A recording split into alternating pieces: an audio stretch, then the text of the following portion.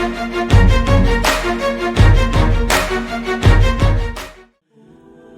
بن زید نے بیان کیا، ان سے ایوب سختیانی نے، ان سے محمد نے، ان سے ام عطیہ رضی اللہ عنہا نے، آپ رضی اللہ عنہا نے فرمایا کہ ہمیں حکم تھا کہ پردے والی دوشیزاؤں کو عیدگاہ کے لیے نکالیں، اور ایوب سختیانی نے حفصہ رضی اللہ عنہا سے بھی اسی طرح کی روایت کی ہے۔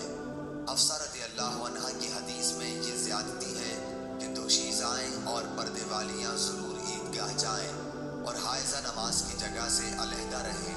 صحیح بخاری حدیث نمبر 974۔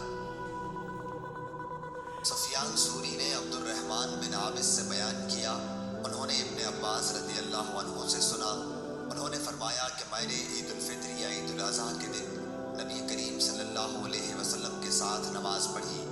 آپ صلی اللہ علیہ وسلم نے نماز پڑھنے کے بعد خطبہ دیا، پھر عورتوں کی طرف آئے اور انہیں نصیحت فرمائی اور صدقے کے لیے حکم فرمایا۔ صحیح بخاری حدیث نمبر 975۔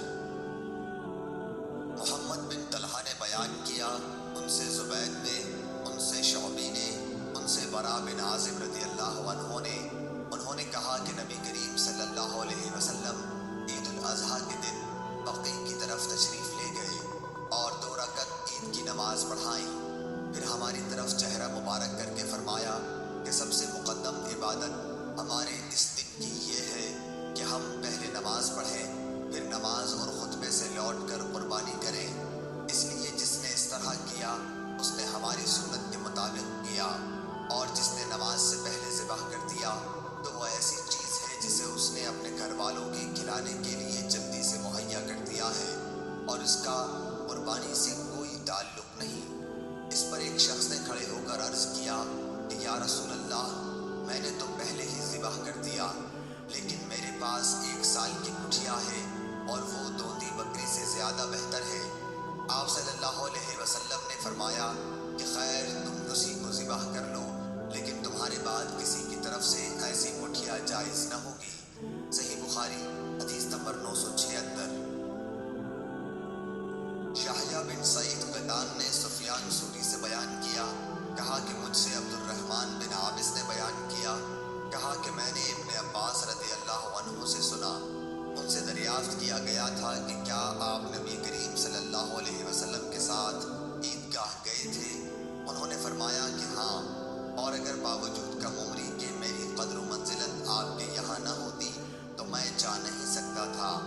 آپ اس نشان پر آئے جو کثیر بن سلط کے گھر کے قریب ہے، آپ نے وہاں نماز پڑھائی، پھر خطبہ سنایا، اس کے بعد عورتوں کی طرف آئے، آپ کے ساتھ بلال رضی اللہ عنہ بھی تھے۔ آپ صلی اللہ علیہ وسلم نے انہیں واعظ اور نصیحت کی اور صدقے کے لیے کہا، چنانچہ میں نے دیکھا کہ عورتیں اپنے ہاتھوں سے بلال رضی اللہ عنہ کے کپڑے میں ڈالی جا رہی تھیں، پھر آپ حضور صلی اللہ علیہ وسلم اور بلال رضی اللہ عنہ گھر واپس ہوئے۔ صحیح بخاری حدیث نمبر 977۔ عطا نے خبر دی کہ جابر بن عبداللہ رضی اللہ عنہ کو میں نے یہ کہتے سنا کہ نبی کریم صلی اللہ علیہ وسلم نے عید الفطر کی نماز پڑھی، پہلے آپ نے نماز پڑھی، اس کے بعد خطبہ دیا، جب آپ خطبے سے فارغ ہو گئے تو اترے اور عورتوں کی طرف آئے، پھر انہیں نصیحت فرمائی۔ آپ صلی اللہ علیہ وسلم اس وقت بلال رضی اللہ عنہ کے ہاتھ کا سہارا لیے ہوئے تھے۔ بلال رضی اللہ عنہ نے اپنا کپڑا پھیلا رکھا تھا جس میں عورتیں صدقہ ڈال رہی تھیں۔ میں نے عطا سے پوچھا، کیا یہ صدقہ فطر دے رہی تھی؟ انہوں نے پوچھا کہ نہیں، بلکہ وہ صدقے کے طور پر دے رہی تھی۔ اس وقت عورتیں اپنے چھلے وغیرہ برابر ڈال رہی تھیں۔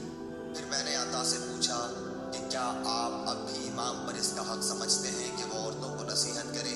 انہوں نے فرمایا ہاں، ان پر یہ حق ہے، اور کیا وجہ ہے کہ وہ ایسا نہیں کرتے؟ صحیح بخاری حدیث نمبر 978۔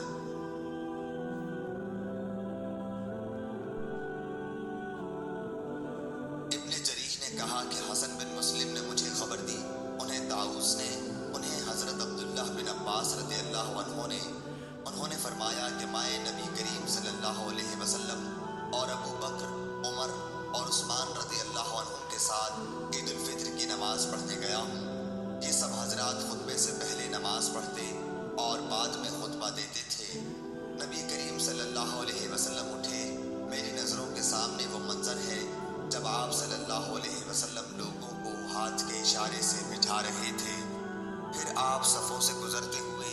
عورتوں کی طرف آئے۔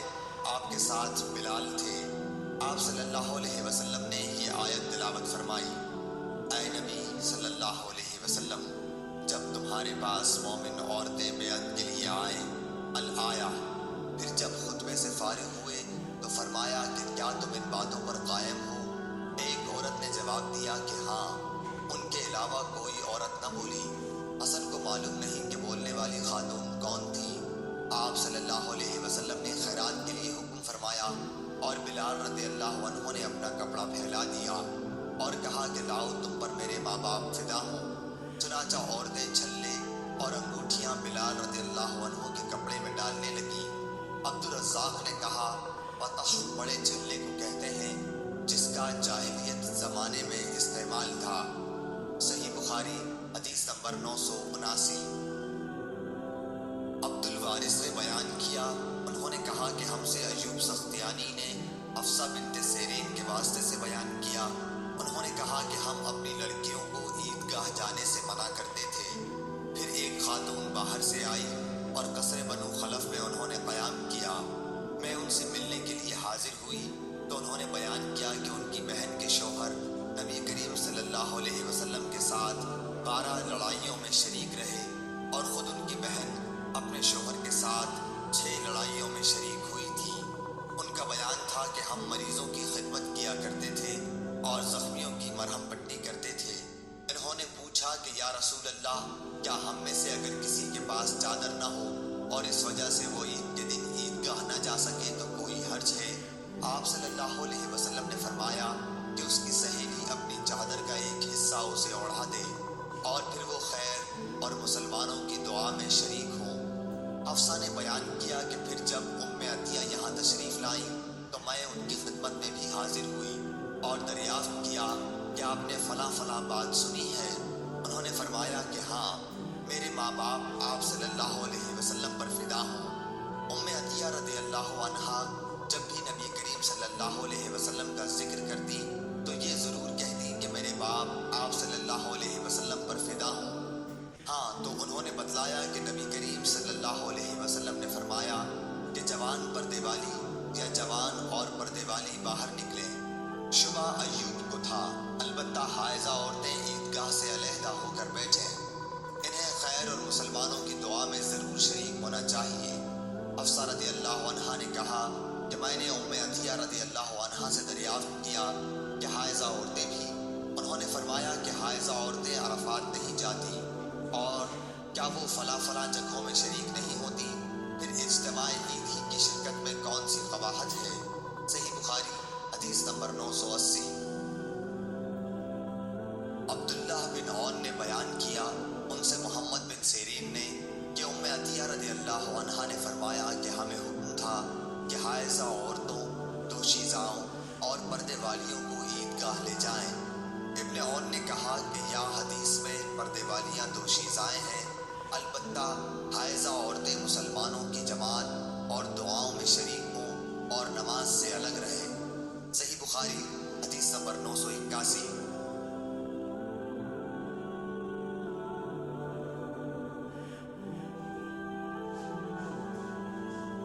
کثیر بن مرقد نے نافع سے بیان کیا، ان سے ابن عمر رضی اللہ عنہ نے کہ نبی کریم صلی اللہ علیہ وسلم عیدگاہی میں نہر اور ذبح کیا کرتے۔